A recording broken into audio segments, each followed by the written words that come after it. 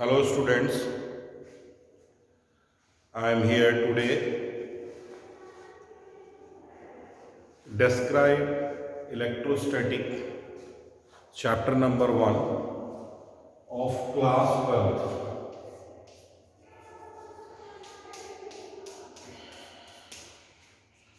Electrostatic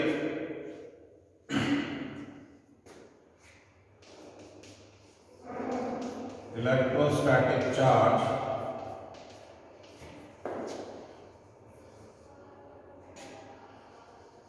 and field.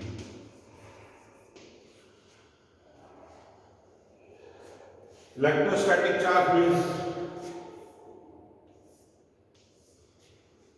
first of all we discuss about the charge, है ना? What is charge? Charge क्या है? देखिए चार्ज है आपका intrinsic property of matter. Charge है आपकी intrinsic property of matter. Matter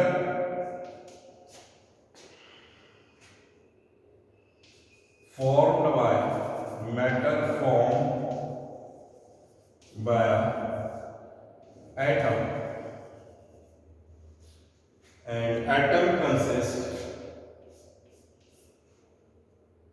proton, neutron and electron. Here particle electron is very small and indivisible antiparticle of matter. This is the charge. Electron is the charge. Matter का intrinsic property, matter के अंदर की property आपकी है charge. Charge जहां से आया है, चार्ज का फॉर्मेशन कहाँ है? मैटर से। मैटर जो है वो फॉर्म होता है आपके एटम से, और एटम के अंदर 3 एंटी पार्टिकल हैं, proton, neutron and electron. This indivisible charge is equal to -1.6 into 10⁻⁻90 coulomb. Actually, coulomb is the SI unit of charge.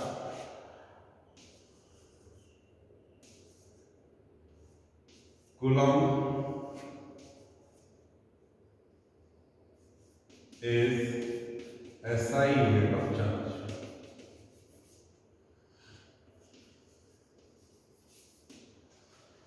Why we can say electron is the charge?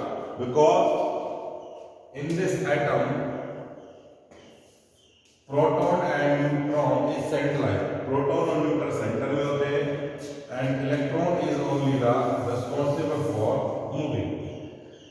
तो electron आपका move कर सकता है, movement कर सकता है पूरे matter के अंदर, और इसलिए ये जो इलेक्ट्रॉन है यही चार्ज के लिए रिस्पॉन्सिबल होता है।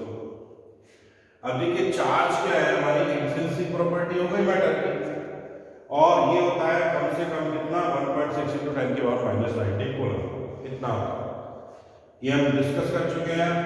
तो इलेक्ट्रोस्टैटिक का मतलब ये है कि इस वाले चैप्टर में जब हम चार्ज को डिस्कस करेंगे तो चार्ज जो है वो कंसीडर होगा एज ए पॉइंट और स्टैटिक फॉर्म में कंसीडर होगा।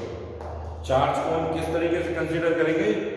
स्टैटिक मतलब चार्ज हमारा रुका हुआ होगा, स्टैटिक फॉर्म में होगा, और दूसरी बात है वो पॉइंट वाइज होगा। डेफिनेटली अब क्या होता है, किसी भी अगर हम ऑब्जेक्ट को कंसीडर करते हैं, सपोज करिए अगर हम इस की को कंसीडर कर रहे हैं, तो इस की पर अभी जितना भी चार्ज है वो न्यूट्रल है, क्योंकि की किसी भी मैटर से बनी हुई है, और मैटर में जितने भी एटम होंगे वो एटम उसको क्या करेंगे, उस एटम पर टोटल चार्ज कितना होगा? 0। मगर आपको मैं बता देता हूँ, नेचुरली जो नेचर में हमारे पास जो मैटर है सबके पास चार्ज क्या होता है? न्यूट्रल चार्ज होता है। ठीक है, जब कभी हम 3 कंडीशन से चार्ज को क्या करते हैं, ट्रांसफर करते हैं। चार्ज को ट्रांसफर करने के लिए कंडक्शन, फ्रिक्शन और इंडक्शन, हम 3 प्रोसेस का यूज कर सकते हैं और 3 प्रोसेस से ही चार्ज जो है वो ट्रांसफर होता है। एक और बात आती है, चार्ज इज कंजर्व। एक्चुअल में चार्ज क्या होता है, कंजर्व होता है। इसको हम प्रोड्यूस नहीं कर सकते और डिस्ट्रॉय भी नहीं कर सकते हैं, ठीक है। Conserve and only transfer one matter, one atom to another. किसी एक मैटर या अनदर एटम को ही हम ट्रांसफर कर सकते, one atom to another atom, इसको हम ट्रांसफर कर सकते। चार्ज को प्रोड्यूस नहीं कर सकते, चार्ज को डिस्ट्रॉय नहीं कर सकते, चार्ज आपका कंजर्व होता है, ठीक है। और इसी को हम कहते हैं कंजर्वेशन लॉ ऑफ चार्ज। तो चार्ज क्या हो गया, इंट्रिंसिक प्रॉपर्टी ऑफ मैटर हो गया, उसकी इंडिविजिबल जो वैल्यू है 1.6 × 10⁻19 ये नेगेटिव होता है। चार्ज क्या है, एटम के अंदर इलेक्ट्रॉन की फॉर्म में होता है, इलेक्ट्रॉन ही चार्ज है जो कि आपका रिस्पॉन्सिबल है किसी भी ऑब्जेक्ट को चार्ज और डिस्चार्ज करने के लिए। अब आती है बात, there are 2 types of charge, there are 2 types of charge. हम जानते हैं जब चार्ज है वो 2 टाइप्स का होता है, एक होता है positive and negative. How form it, how they form, question आता है हाउ दे फॉर्म, कैसे चार्ज प्लस और माइनस बनेगा। हाउ दे फॉर्म, प्लस और माइनस कैसे होगा। इंडिविजुअली मैं आपको बता चुका हूँ, नेचर में कोई भी 2 ऑब्जेक्ट होंगे या कोई भी 2 मैटर होंगे तो उनके एटम पर टोटल चार्ज कितना होता है, न्यूट्रल, 0 चार्ज होता है। मगर क्या होगा अगर एक ऑब्जेक्ट ए है, एक ऑब्जेक्ट बी है, नेचुरल फॉर्म में इन दोनों का चार्ज 0 होगा। बट अगर हम 3 प्रोसेस यूज कर सकते हैं, कंडक्शन, इंडक्शन और फ्रिक्शन। अगर हम 2 चीजों को रगड़ते हैं, 2 कुछ डिसिमिलर मेटल्स होंगे हमारे, तो अगर हम उनको रब करेंगे, जैसे सिल्क और वूलन का हमारे पास आता है, सिल्क को हमने अंबर की जो रॉड होती है उससे रब किया, या कोई ग्लास रॉड है उसको किसी सॉफ्ट क्लोथ से हमने उसको रब किया। कई बार हम छोटे छोटे थे तो कंगा होता है हमारा, कॉम सूखे वालों में रगड़ते थे और छोटे छोटे जो कागज के पीसेस होते हैं उनको चिपकाते थे। वो सारी चीज़ें जो है वो इलेक्ट्रोस्टैटिक फॉर्म से ही होती हैं। तो अब यहाँ पर अगर देखें, यहाँ पर अगर हम इन दोनों के बीच में कोई रबिंग करते हैं या इनको टच करके कंडक्शन कराते हैं या फिर इनके बीच में इंडक्शन प्रोसेस करते हैं, एक इनके पास में अनचार्ज के पास में चार्ज बढ़े रखते हैं तो इंडक्शन हो जाएगी। इस तरीके से हमारा चार्ज जो है वो ट्रांसफर हो जाएगा। अगर कोई एक इलेक्ट्रॉन है ना, सिंगल इलेक्ट्रॉन, 1 इलेक्ट्रॉन अगर क्या हो एक मैटर ए से बी में जाए, ठीक है, तो क्या होगा, यहाँ पर प्लस 1.6 × 10⁻⁻19 चार्ज और यहाँ पर माइनस 1.6 × 10⁻⁻19 चार्ज फॉर्म है। यानी कि जो भी ऑब्जेक्ट आपका इलेक्ट्रॉन रिसीव करता है वो नेगेटिव चार्ज, यानी नेगेटिव चार्ज को वो स्टोर करता है, और जो इलेक्ट्रॉन को डोनेट करता है वो अपने आप में पॉजिटिव चार्ज बन जाता है, ठीक है। अब आगे हम बात करते हैं नेक्स्ट, ये जो हमारा चार्ज हमारा बन गया है, चार्ज क्या है हमारा, इलेक्ट्रॉन है। इलेक्ट्रॉनिक जो है किसी एक ऑब्जेक्ट से दूसरे ऑब्जेक्ट पर ट्रांसफर होता है। ट्रांसफर होने के 3 केसेस हैं। Number 1 friction. फ्रिक्शन का मतलब समझ लीजिए आप दो जो डिसिमिलर मेटल्स होंगे, मैटर होंगे, उनको आपस में रब करेंगे। जैसे हम अंबर के जो होती है, अंबर और सिल्क होती है, और हमारे जो ग्लास रॉड होती है, ये अलग अलग वूलन क्लोथ होता है ना, कॉम है, और जो हमारे ड्राई हेयर है, इन सब में आपस में अगर हम रबिंग करते हैं तो उसको हम फ्रिक्शन के जरिए एक मैटर के इलेक्ट्रॉन को दूसरे मैटर में ट्रांसफर कर लेते हैं। नंबर 2 आता है कंडक्शन। कंडक्शन में तो सीधा सीधा सिंपल ये है कि आप एक चार्ज बॉडी को दूसरी चार्ज बॉडी से टच करा दीजिए। मान लीजिए किसी को पॉजिटिव या नेगेटिव चार्ज है, उसको दूसरे से टच करा दीजिए। तीसरा आता है इंडक्शन प्रोसेस। इंडक्शन में आप क्या करेंगे, एक चार्ज बॉडी को किसी अनचार्ज बॉडी के पास अगर हम प्लेस करते हैं बहुत नियर बाई, जो अनचार्ज बॉडी है वो चार्ज बॉडी से इंस्पिरेट हो जाएगी, इंस्पायर हो जाएगी, और उसके इलेक्ट्रिक फील्ड की वजह से जो electric field charge body generate करेगी, उस फील्ड की वजह से दूसरे वाली बॉडी पर ऑटोमेटिकली अपोजिट चार्ज जनरेट हो जाएगा सेम अमाउंट पर, ठीक है।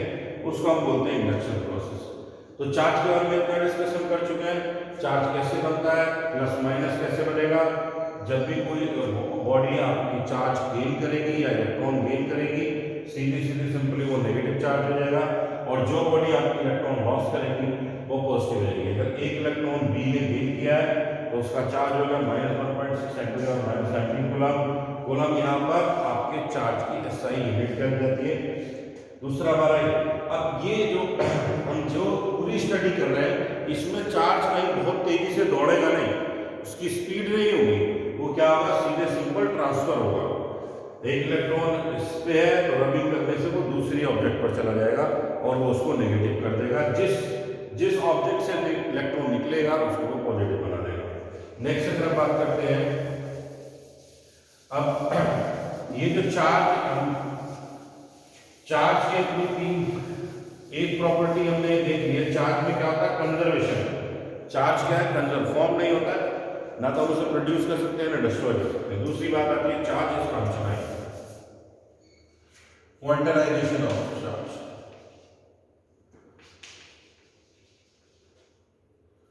क्वांटाइजेशन ऑफ चार्ज, इसका मीनिंग ये है कि चार्ज क्वांटाइज है। चार्ज क्वांटाइज का मतलब है चार्ज जो होगा किसी ऑब्जेक्ट पर, सपोज करिए A is having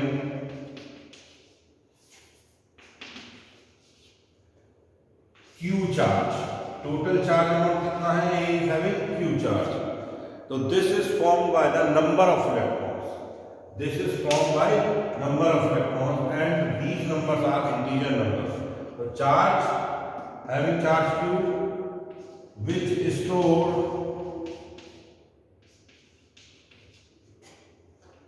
with store integer multiple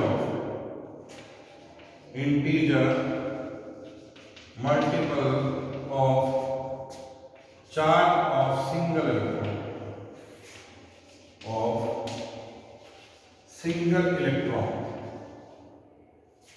ये ध्यान रखिएगा। चार्ज होगा हमेशा, जब वो क्वांटाइज का मतलब है चार्ज के पीसेस होते हैं, और one piece is called quanta and quanta one piece is electron charge. Electron से छोटा चार्ज पॉसिबल नहीं है, ठीक है।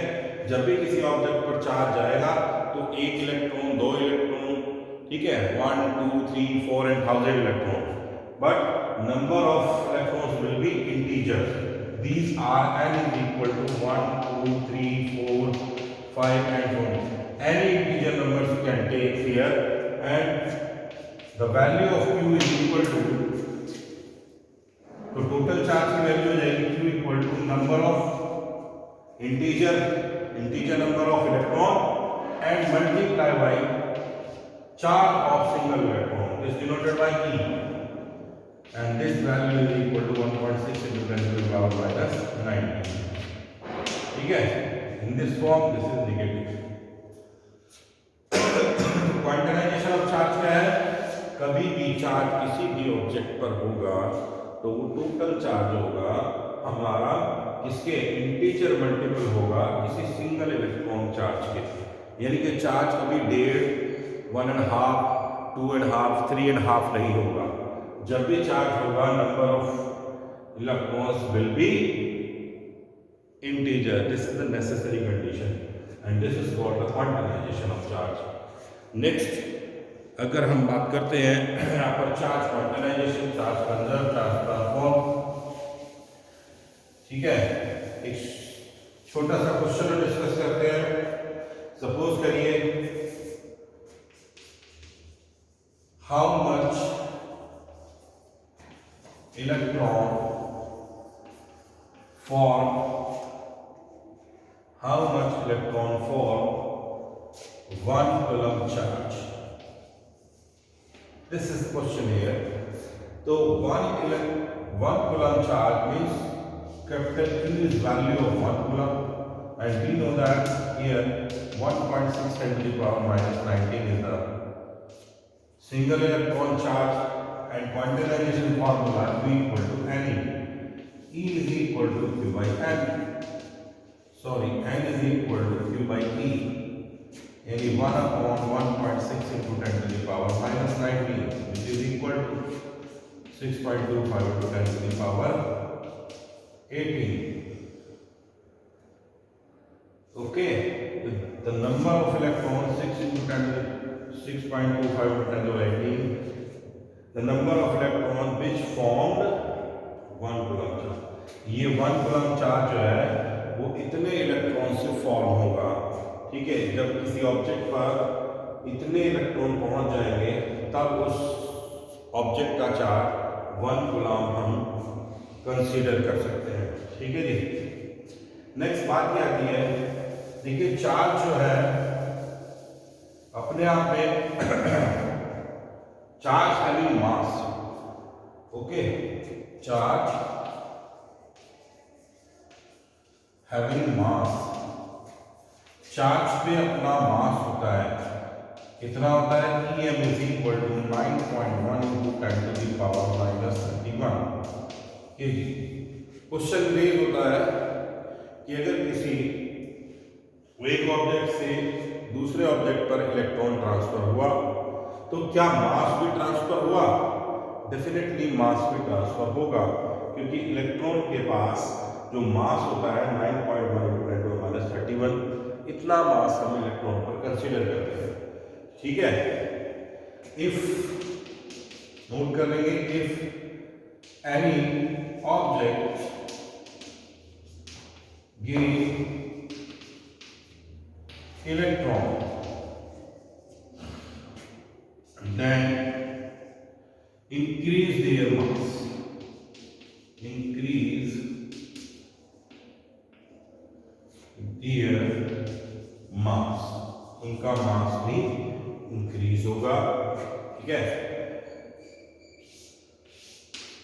अगर 1 इलेक्ट्रॉन है तो मास इतना ट्रांसफर होगा, 2 इलेक्ट्रॉन होगा तो मल्टीपल बाय 2, 3 इलेक्ट्रॉन होगा तो मल्टीप्लाई बाय 3, इस तरीके से मास जो है उसमें ट्रांसफर होगा। एक और बात आती है रेस्ट मास और डायनामिक मास, ठीक है। जब भी कभी हम बात करते हैं, अगर कोई बॉडी हमारी रेस्ट में है और अगर वो मूवमेंट करती है तो मास इंक्रीज होता है, ठीक है। मास क्या होता है, इंक्रीज हो जाता है, रेस्ट मास से ज़्यादा हो जाता है, बढ़ जाता है।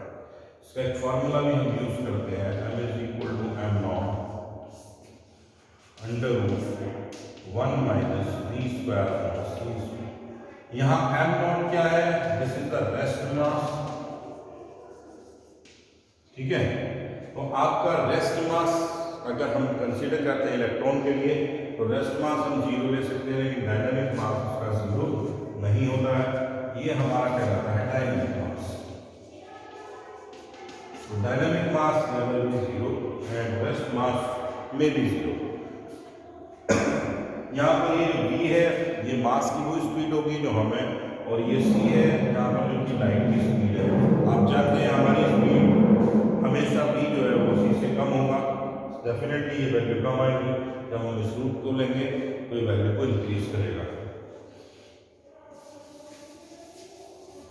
अब हम आगे चलते हैं, अगर चार्ज के लिए नेक्स्ट प्रॉपर्टी को डिस्कस करते हैं तो आती है हमारी इलेक्ट्रोस्टैटिक फोर्स।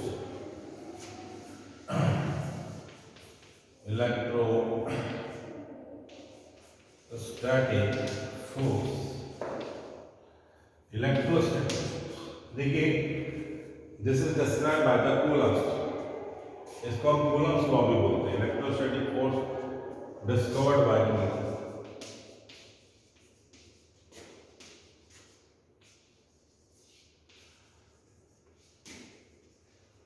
कूलम क्या है? कूलम नाम के हमारे वैज्ञानिक थे, उन्होंने बताया था 2 पॉइंट चार्जेस को, एक Q1 हो दूसरा Q2 हो, उनको किसी एक सर्टेन डिस्टेंस पर D पर रखते हैं, तो क्या होगा, इन दोनों के बीच में इलेक्ट्रोस्टैटिक फोर्स वर्क करेगा, जिसकी वैल्यू, उस फोर्स की जो वैल्यू है इन दोनों चार्ज के अमाउंट के मल्टीप्लिकेशन पर डिपेंड करेगा, और यही फोर्स जो है इन दोनों पॉइंट चार्ज के जो डिस्टेंस है उसके इनवर्स स्क्वायर पर डिपेंड करेगा। यानी कि यहाँ पर जो मल्टीपल चार्ज, जो वैल्यू ऑफ चार्ज है इसको मल्टीपल इस पर डिपेंड करेगा और इन दोनों डिस्टेंस के इनवर्स स्क्वायर पर डिपेंड करेगा।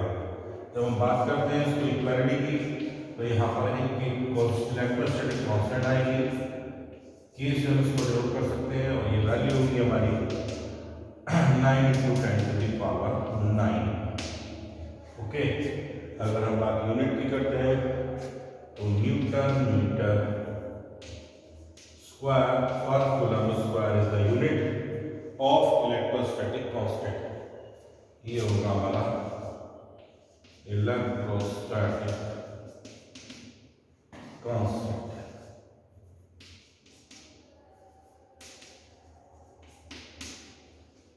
नेक्स्ट हम बात करते हैं, ये जो हम फोर्स, इलेक्ट्रोस्टैटिक फोर्स डिस्कवर किया कूलम्स ने बताया, इसमें एक बड़ी मेजर बात आती है डायरेक्शन। तो direction is the very important for this. यहाँ पर अगर आपका चार्ज क्या होगा, दोनों चार्ज अगर पॉजिटिव है तो जो आपका इफेक्टिव फोर्स होगा वो लाइन जॉइनिंग के आउटसाइड होगा, ठीक है। इफेक्टिव फोर्स क्या होगा, लाइन जॉइनिंग के आउटसाइड फ्रॉम लाइन जॉइनिंग। अगर नेगेटिव चार्ज है तब भी इसका इफेक्ट जो होगा वो लाइन जॉइनिंग के आउटसाइड होगा। सपोज करिए तो ये होगा हमारा फोर्स कैसा, रिपल्सन। फोर्स की नेचर होगी रिपल्सन, ठीक है, और डायरेक्शन क्या होगी, आउटसाइड फ्रॉम लाइन जॉइनिंग। जो लाइन दोनों चार्जेस को ज्वाइन करती है उसके आउटसाइड, ठीक है, outside of line joining.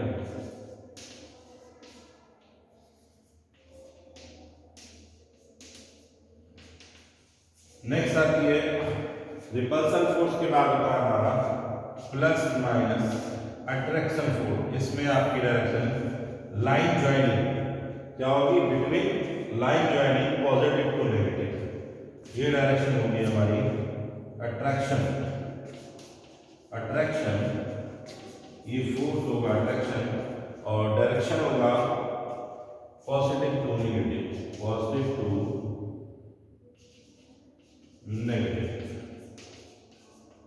Of line joining.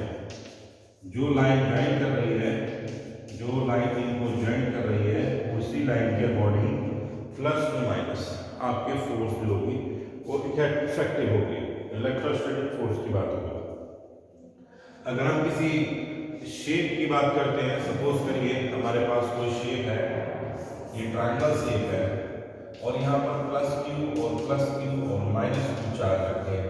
अगर हम डायरेक्शन को डिसाइड करना चाह रहे हैं तो ये पॉजिटिव और नेगेटिव है, तो इसमें यहाँ पर फोर्स की डायरेक्शन होगी, ये होगी पॉजिटिव टू नेगेटिव। अगर हम इसके लिए फोर्स की डायरेक्शन देखना चाह रहे हैं तो ये भी पॉजिटिव टू नेगेटिव, ठीक है। मगर अगर हम यहाँ इस पॉइंट पर देखें तो ये दोनों क्या है, प्लस, तो इस वाले का, इस चार्ज का फोर्स इस पर होगा आउटसाइड, और इस चार्ज का फोर्स इस पर होगा आउटसाइड। दोनों की वैल्यू क्या होगी, सेम होगी, ठीक है। क्यों, अगर ये Q1 है और ये आपका Q2 है। अब सपोज करिए हमारे पास चार्ज लगाना है Q2 का Q1 पे, तो F ये हो जाएगा F21 और ये हो जाएगा F12।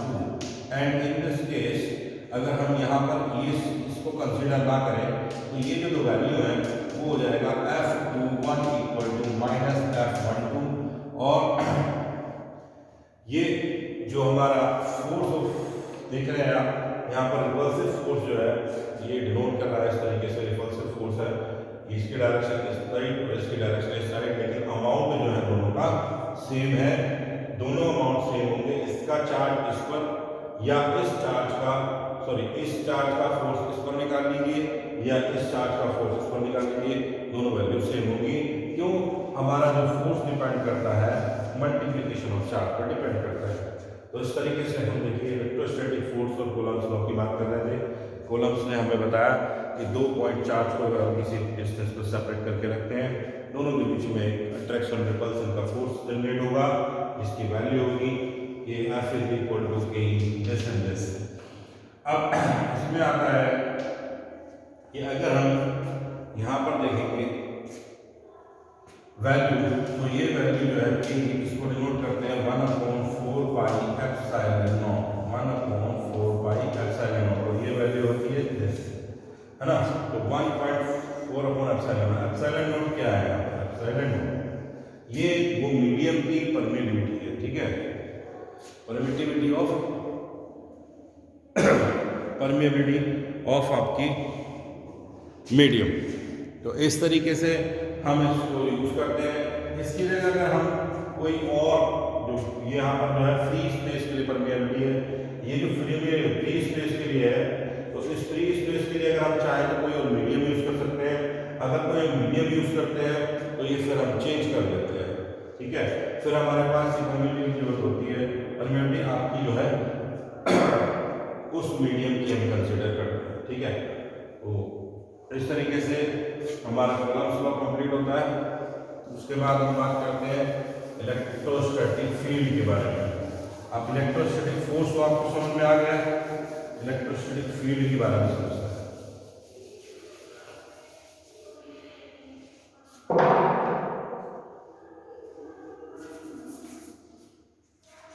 ठीक है, इलेक्ट्रोस्टैटिक फील्ड क्या है? जब कोई चार्ज होगा, चाहे वो पॉजिटिव हो चाहे वो नेगेटिव हो, ठीक है, उसके पॉजिटिव हो या नेगेटिव, दोनों क्या होते हैं?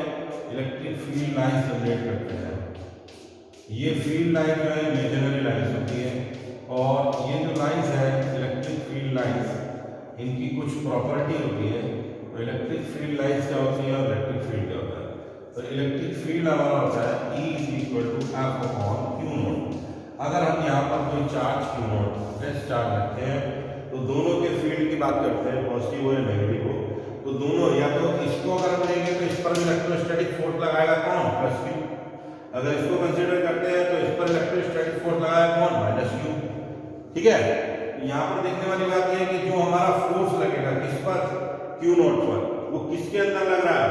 या तो इसके फील्ड में लगेगा या फिर इसके फील्ड में लगेगा। That means force per unit test charge जिस फील्ड में वर्क करेगा किसी अनदर चार्ज पर, वही हमारा होगा इलेक्ट्रोस्टैटिक फील्ड। क्या होगा?